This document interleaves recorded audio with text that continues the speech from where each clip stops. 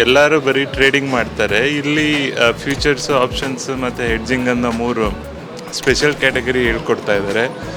Thanks to TD academy. ತುಂಬ useful, ಎಲ್ಲರೂ ಕಲಿಬೇಕು. TIDI ಅಕಾಡೆಮಿಯ ಅತ್ಯುತ್ತಮ ಸ್ಟಾಕ್ ಮಾರ್ಕೆಟ್ ಹೂಡಿಕೆ ತರಬೇತಿಗಾಗಿ ಈ ನಂಬರ್ಸ್ಗೆ ಕಾಲ್ ಮಾಡಿ.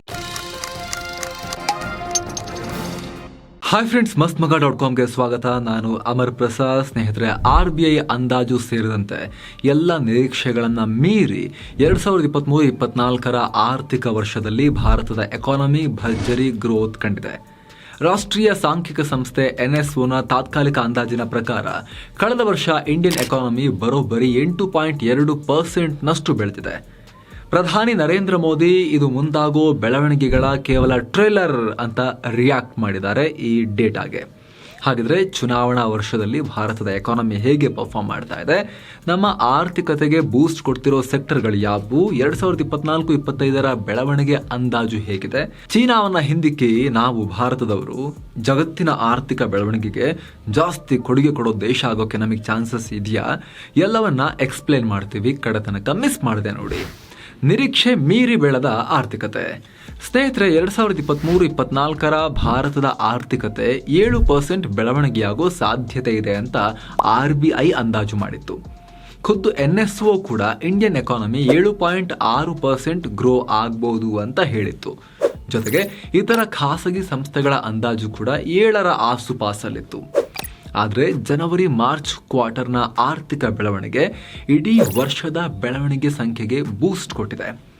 2023-24 ವರ್ಷದ ಒಟ್ಟಾರೆ ಬೆಳವಣಿಗೆ 7.8%ಗೆ ರೀಚ್ ಆಗಿದೆ.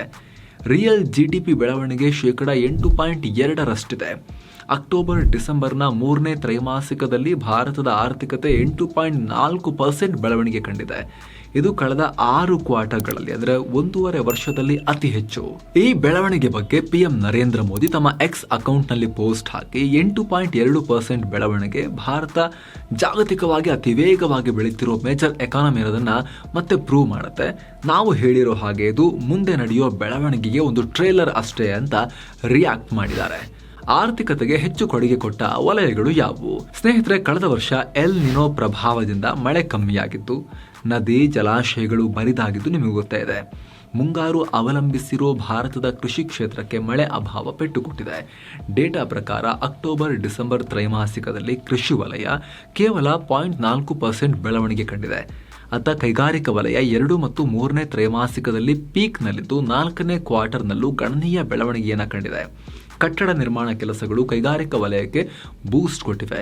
ಇದಕ್ಕೆ ಪುಷ್ಟಿ ಕೊಡುವಂತೆ ಸಿಮೆಂಟ್ ಉತ್ಪಾದನೆ ಮತ್ತು ಸ್ಟೀಲ್ ಬಳಕೆಯಲ್ಲಿ ಕ್ರಮವಾಗಿ 9.1% ಹಾಗೂ 13.6% ಗ್ರೋ ಆಗಿದೆ.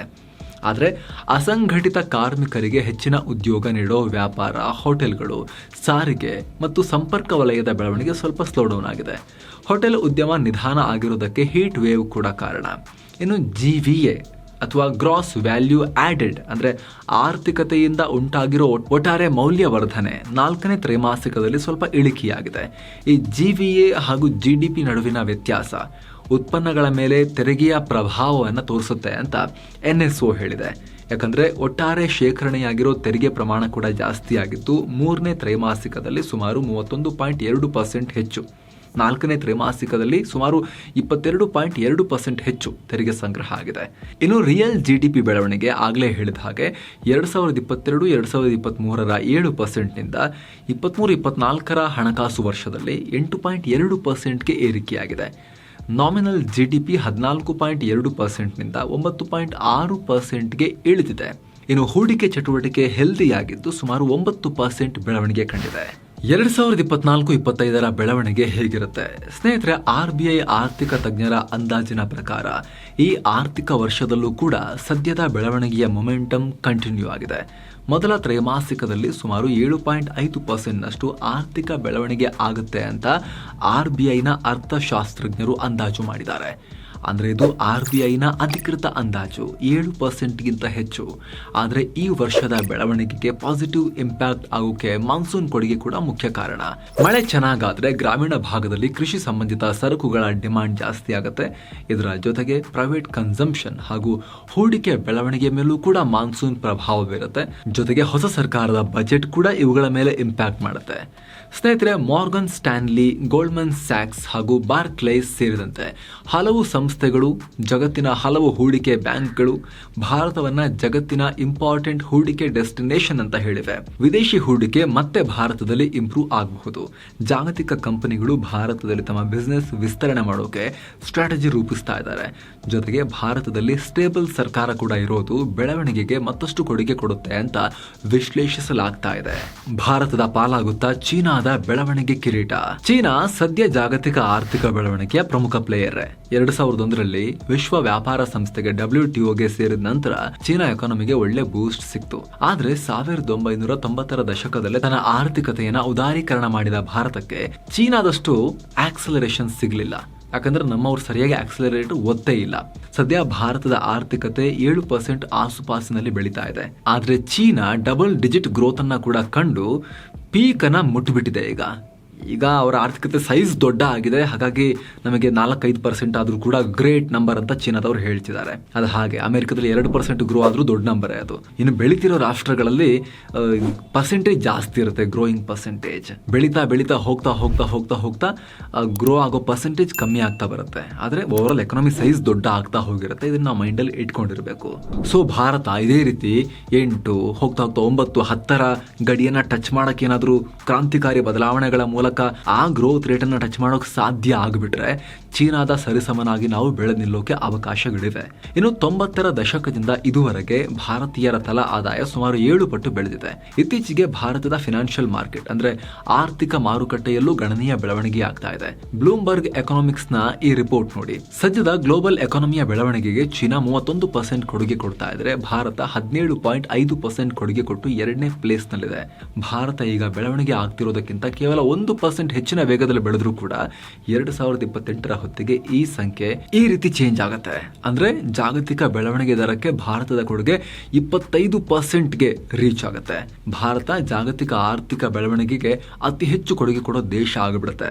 ಈ ವಿಚಾರದಲ್ಲಿ ಚೀನಾವನ್ನ ಭಾರತ ಓವರ್ಟೇಕ್ ಮಾಡ್ದಂಗಾಗುತ್ತೆ. ಅವಾಗ ಒಂದಷ್ಟು ಹೂಡಿಕೆದಾರರು ಕಳೆದ 1-2 ವರ್ಷಗಳಲ್ಲಿ ಚೀನಾದಿಂದ ಭಾರತಕ್ಕೆ ಫಂಡ್ ಅನ್ನ ಶಿಫ್ಟ್ ಮಾಡ್ತಿರೋದು ಕೂಡ ಇದೇ ಕಾರಣಕ್ಕೆ. ಈಗಾಗಲೇ ಆಪಲ್ ಮತ್ತು ಬೋಯಿಂಗ್ ಸಂಸ್ಥೆಗಳು ಚೀನಾದಿಂದ ಕಂಪ್ಲೀಟ್ ಆಗಿ ಎಕ್ಸಿಟ್ ಆಗೋ ಲೆಕ್ಕಾಚಾರ ಮಾಡ್ತಿವೆ. ಅವರೆಲ್ಲ ಚೈನಾ +1 ಅಂತ ಹೇಳಿ ಪ್ಲಾನ್ ಮಾಡ್ತಾ ಇದ್ದಾರೆ. ಆ 1 ಆಗೋಕೆ ಚೈನಾ +1 ಇನ್ನೊಂದು ರಾಷ್ಟ್ರ ಬೇಕು ಅಂತ. ಅದರಲ್ಲಿ ಆ 1 ಆಗೋಕೆ ಭಾರತ ಕಾಂಪಿಟೇಷನ್ ನಲ್ಲಿದೆ, ವಿಯೆಟ್ನಾಂ ಕಾಂಪಿಟೇಷನ್ ನಲ್ಲಿದೆ, ಮೆಕ್ಸಿಕೋ ಕಾಂಪಿಟೇಷನ್ ನಲ್ಲಿದೆ, ಸಣ್ಣ ಪುಟ್ಟ ಮಟ್ಟಿಗೆ ಬಾಂಗ್ಲಾ ಕೂಡ ಕಾಂಪಿಟೇಷನ್ ನಲ್ಲಿದೆ. ಹಾಗಾಗಿ ನಾವು ಬೇಗ ಓಡಬೇಕು. ನಿಧಾನ ಹರಿತಾ ಕಂಬ್ಳಿಹುಳ ಹೋದಂಗೆ ಹೋದ್ರೆ ಆಗೋದಿಲ್ಲ. ನಾವೀಗ ಜಿಂಕೆ ಅಂತ ನುಗ್ಗಬೇಕು. ಆರ್ಥಿಕ ಸುಧಾರಣೆ ವಿಚಾರಕ್ಕೆ ಸಂಬಂಧಪಟ್ಟಂತೆ ಬಿಗ್ ಬ್ಯಾಂಗ್ ರಿಫಾರ್ಮ್ಸ್ ಬೇಕು ಭಾರತದ ಎಕಾನಮಿಗೆ. ಈ ಲ್ಯಾಂಡ್ ಅಕ್ವಿಸಿಷನ್ ಹಾಗೂ ಲೇಬರ್ ಲಾಸ್ಗೆ ಸಂಬಂಧಪಟ್ಟಂತೆ ಮುಖ್ಯವಾಗಿ ಭಾರತದಲ್ಲಿ ಆಗ್ಬೇಕಾಗಿರೋ ಬದಲಾವಣೆಗಳು. ವಯಸ್ಸಾಗ್ತಿರೋ ಚೀನಾ ಪಾಪ್ಯುಲೇಷನ್ ಮುಂದೆ ಯಂಗ್ ಆಗಿರೋ ಭಾರತದ ವರ್ಕ್ ಫೋರ್ಸ್ ಭಾರತದ ಎಕಾನಮಿಗೆ ಪ್ಲಸ್ ಪಾಯಿಂಟ್. ಆದ್ರೆ ಈಗಿರೋ 7% ನಿರುದ್ಯೋಗದ ಪ್ರಮಾಣ ಕಮ್ಮಿ ಆಗಬೇಕು. ಏನೋ ಚೀನಾದಲ್ಲಿ ಮಹಿಳಾ ಉದ್ಯೋಗಿಗಳು 45% ಇದ್ರೆ ಭಾರತದಲ್ಲಿ 29% ಮಾತ್ರ ಇದೆ. ಈ ಚಿತ್ರಣ ಕೂಡ ಬದಲಾಗಬೇಕು. ಭಾರತದ ಅರ್ಧ ಪಾಪ್ಯುಲೇಷನ್ ಮಹಿಳೆಯರು. ಅವರು ಆರ್ಥಿಕತೆಯಲ್ಲಿ ಪಾಲ್ಗೊಳ್ಳಬೇಕು, ಜಾಬ್ ಮಾರ್ಕೆಟಿಗೆ ಬರಬೇಕು. ಜೊತೆಗೆ ಇನ್ಫ್ರಾ ಕೂಡ ಬೆಳವಣಿಗೆಯಾಗುವುದು ತುಂಬಾ ಇಂಪಾರ್ಟೆಂಟ್. ಉದಾಹರಣೆಗೆ 90ರ ದಶಕದಲ್ಲಿ ಭಾರತದ ರೈಲ್ವೆ ನೆಟ್ವರ್ಕ್ ಚೀನಾಗಿಂತ 15% ಜಾಸ್ತಿ ಇತ್ತು. ಆದ್ರೆ ಈಗ ಚೀನಾದ ರೈಲ್ವೆ ನೆಟ್ವರ್ಕ್ ಭಾರತಕ್ಕಿಂತ 60% ಜಾಸ್ತಿ ಇದೆ. ಎಲ್ಲ ರೀತಿಯಲ್ಲೂ ಬೆಳವಣಿಗೆಯಾಗಿ ಭಾರತದ ವಿದೇಶಿ ನೇರ ಹೂಡಿಕೆ ಅಥವಾ FDI ಜಾಸ್ತಿ ಆದ್ರೆ ಭಾರತ ಗ್ಲೋಬಲ್ ಎಕಾನಮಿಯ ಅತಿ ದೊಡ್ಡ ಡ್ರೈವರ್ ಆಗೋದ್ರಲ್ಲಿ ಯಾವುದೇ ಡೌಟ್ ಇಲ್ಲ. 2014ರಿಂದ ಭಾರತದ ನ್ಯಾಷನಲ್ ಹೈವೇ ನೆಟ್ವರ್ಕ್ 50% ಇಂಪ್ರೂವ್ ಆಗಿದೆ. ಈ ಮೊಮೆಂಟಮ್ ಹೀಗೆ ಎಲ್ಲ ರೀತಿಯ ಇನ್ಫ್ರಾದಲ್ಲೂ ಕೂಡ ಕಂಟಿನ್ಯೂ ಆಗಬೇಕು. ಇನ್ನು ಭಾರತದಲ್ಲಿ ಈಸ್ ಆಫ್ ಡೂಯಿಂಗ್ ಬಿಸ್ನೆಸ್ ಅನ್ನ ಆರಂಭ ಮಾಡೋದು ಮೊದಲಿಗೆ ಕಂಪೇರ್ ಮಾಡಿದ್ರೆ ತುಂಬಾ ಸುಧಾರಿಸಿದೆ. ಆನ್ಲೈನ್ ನಲ್ಲೇ ಆಗ್ಬಿಡುತ್ತೆ. ಆದ್ರೆ ಇನ್ನೂ ಕೂಡ ಒಂದಷ್ಟು ರೆಡ್ ಟೇಪಿಸಮ್ ಒಂದಷ್ಟು ಮಟ್ಟಿಗೆ ಉಳ್ಕೊಂಡಿದೆ. ಅದು ಇನ್ನಷ್ಟು ಸುಧಾರಿಸಬೇಕು. ಅಮೆರಿಕ ಸೇರಿದಂತೆ ಪಾಶ್ಚಿಮಾತ್ಯ ದೇಶಗಳು ಭಾರತವನ್ನು ಒಂದು ಪಾರ್ಟ್ನರ್ ಆಗಿ ನೋಡ್ತಿರೋದು ಒಳ್ಳೆ ಬೆಳವಣಿಗೆನೆ. ಚೀನಾ ಸದ್ಯಕ್ಕೆ ಅವಾಗ ಹೇಳಿದ ಹಾಗೆ ತುಂಬಾ ಆಲ್ರೆಡಿ ಅವರು ಬೆಳೆದು ಬಿಟ್ಟಿರೋದ್ರಿಂದ ಅವರ ಗ್ರೋತ್ ರೇಟ್ ಸ್ವಲ್ಪ ಸ್ಲೋ ಆಗಿದೆ. ಜೊತೆಗೆ ಹಲವು ವಿದೇಶಿ ಕಂಪನಿಗಳಿಗೆ ವಿದೇಶಿ ಹೂಡಿಕೆಗೆ ಅವರು ಬಾಗ್ಲು ಹಾಕೊಂಡು ಸ್ವಲ್ಪ ಈ ಮಾವೋ ನೀತಿಯನ್ನ ಇವರು ಅನುಸರಿಸೋಕೆ ಶುರು ಮಾಡಿದ್ದಾರೆ. ಯಾರು ಜಿನ್ಪಿಂಗ್ ಬಂದ್ಮೇಲೆ ಇದು ಭಾರತಕ್ಕೆ ಅಡ್ವಾಂಟೇಜ್ ಆಗುತ್ತೆ. ಸರಿಯಾಗಿ ನಾವು ಬಳಸ್ಕೋಬೇಕಷ್ಟೇ. ಇಲ್ಲ ಅಂದ್ರೆ ಕಾಂಪಿಟೇಷನ್ ಯಾರೆಲ್ಲ ಇದಾರೆ ಅಂತ ಅವಾಗಲೇ ಹೇಳಿದ್ವಿ, ಅವ್ರು ಬಳಸ್ಕೊಳ್ತಾರೆ.